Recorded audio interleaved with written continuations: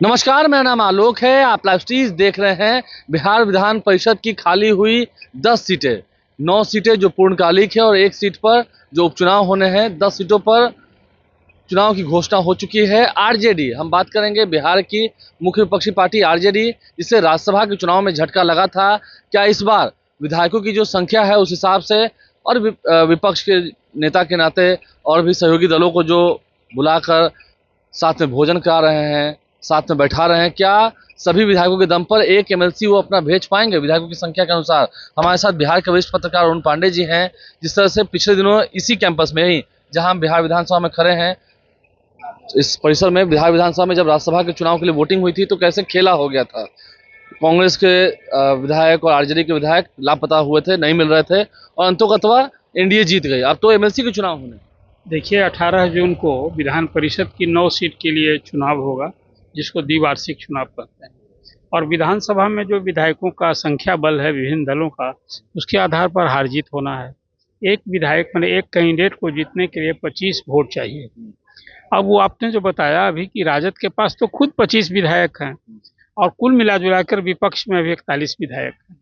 अब भला 25 विधायक के रहते इस बार भी यदि राजद एक सीट भी नहीं निकाल पाया, एक सीट का नुकसान हो रहा है, उसके 2 विधान पार्षद रिटायर हो रहे हैं। 3 टोटल 3 तो 3 में तो 2 आएंगे नहीं, एक तो 2 का नुकसान इधर होना। एक कांग्रेस का भी समीर कुमार सिंह को मेंबर ही नहीं है कांग्रेस के पास, तो वही सीट कोई गंवानी है। तो कुल मिला जुला कर इस चुनाव में 2 सीट राजद को और 1 सीट कांग्रेस का नुकसान हो रहा है। अब रही बात कि विपक्ष क्या 9वीं सीट ले पाएगा, ये सवाल आप उठा रहे हैं। क्या कोई खेला होगा, ये सवाल उठा रहे हैं। देखिए, यदि अब विधायकों ने यदि बागी बनना तय ही कर लिया है, जो अभी एक संकेत भी दिख रहा है, अपने राज्यसभा की चर्चा की, राज्यसभा में भी राजद कोई संख्या कम नहीं थी, लेकिन खुद जो सहयोगी था सहयोगी नहीं था, मतलब एआईएम और बसपा की बात कर रहे हैं, वो 6 विधायकों ने सपोर्ट कर दिया, वोट दे दिया। हाँ, वोट दिया कर। आपके ही एक विधायक ने वोट नहीं दिया। एक विधायक राजद का और 3 कांग्रेस के गायब रहे, मतलब सहयोगी ने अब खुद नहीं किया, इसके कारण ही हार हो गई।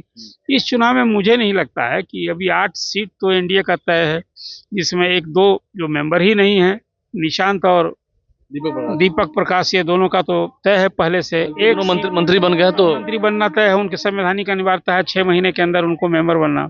और एक सदस्य इस बार राष्ट्रीय लोक मोर्चा का भी खाता खुलना है काउंसिल में, और चिराग की पार्टी का भी। कोई एमएलसी नहीं है, तो एक तो 19 विधायक मिलेंगे।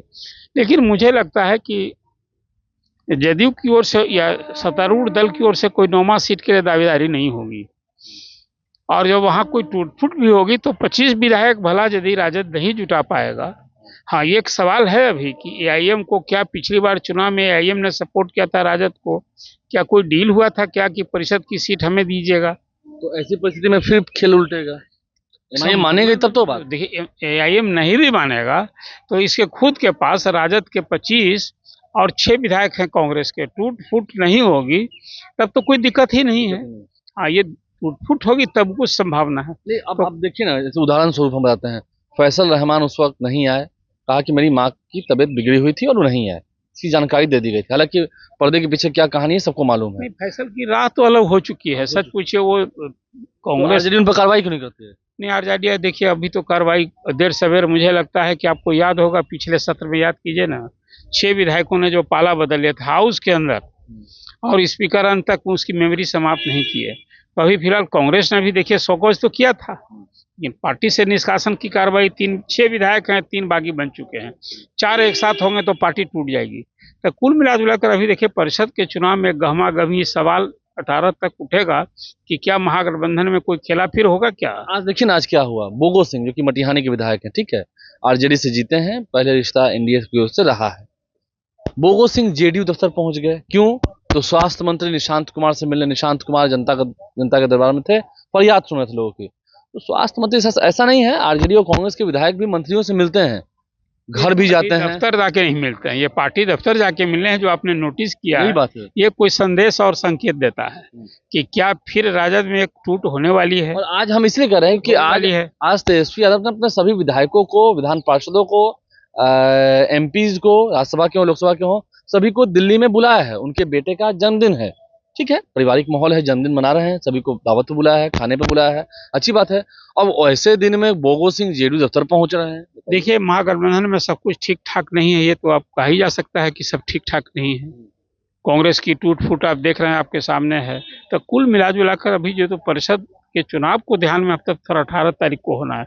अभी देखिए, कुछ इंतजार कीजिए, फिर कहीं इसमें एनडीए सत्तारूढ़ दल कहीं कोशिश तो कर ही सकता है, इससे इनकार आप नहीं कर सकते हैं कि एक सीट जो जानी है और उसमें कैंडिडेट कौन होगा, राजद का सुनील सिंह होंगे कि मंगीलाल मंडल होंगे कि कोई और होगा, एक बड़ा सवाल ये भी है। तो अब लेकिन लगता नहीं है कि वोटिंग की नौबत आएगी। अभी तो मुझे फिलहाल यही नहीं लगता है कि 8 जो है वो एनडीए के कैंडिडेट होंगे एक आरजेडी के। और एक आरजेडी को होगा, और फिलहाल संख्या बल के हिसाब से संदेह नहीं किया जा सकता। अब खेल तो अलग चीज है। ये बात देख से कुछ जो विधायक, जैसे आपने कहा कि आरजेडी में टूट की आशंका दिखती है, ठीक है, कुछ लोगों पर शक भी है, शक होते हुए भी आप कार्रवाई नहीं कर पा रहे हैं। देखिए, ये लालू जी की पुरानी शैली रही है, बहुत कम अपने एक उदाहरण सिर्फ आपको याद होगा, यहाँ रामबली थे ना एमएलसी, प्रोफेसर रामबली जी की मेमोरी समाप्त कर, अदरवाइज शुरू में ही चुन कर गए थे पप्पू यादव की मेमोरी के खिलाफ कोई कार्रवाई नहीं की थी, राम कृपाल यादव। लालू जी कम से कम ये माने में थोड़ा सा अलग हैं। ये कहते हैं कि भाई अब कर रहा है तो जनता तय करेगी, लेकिन अब इसमें एक ही उदाहरण मुझे दिखता है अभी कि रामबली चंद्रवंशी की मेमोरी समाप्त की और वो सीट भी हाथ नहीं लगी। तो देखिए, अभी कुछ है, 18 तारीख तक है, कोई खेल से आप इनकार नहीं कर सकते हैं, खेल तो होगा, लेकिन संख्या बल के हिसाब से राजद को एक सीट मिलनी है और 8 सीटें मिलेंगी एनडीए को। आरजेडी एक पर जीत ही जाएगी जैसा दिख रहा है, वोटिंग की नौबत नहीं आएगी। वरिष्ठ पत्रकार अरुण पांडे जी हमारे साथ थे, और एनडीए की झोली में 8 सीटें जानी हैं। देखना होगा जेडीयू में और कौन। एक ललन महतो की चर्चा होती है, एक बार हुआ था, वो सब चर्चा होगी, लेकिन अब सवाल है 25 का, 41 विधायक और 25 नहीं है, 25 नहीं है, यही एक बड़ा सवाल होगा। ये सवाल तो ये संभावना है कि हाँ आरजेडी को एक सीट हो जाना है, लेकिन कुछ जो विधायक इधर उधर हुलक बुलक कर रहे हैं, देखना होगा आने वाले समय में क्या पार्टी उन पर कार्रवाई करेगी या लालू जी का जो ट्रेंड रहा है वही बरकरार रहेगा। आप लाइव से बने रहें, हमारे चैनल को सब्सक्राइब कर लें, साथ साथ फेसबुक पेज भी लाइक करें। धन्यवाद।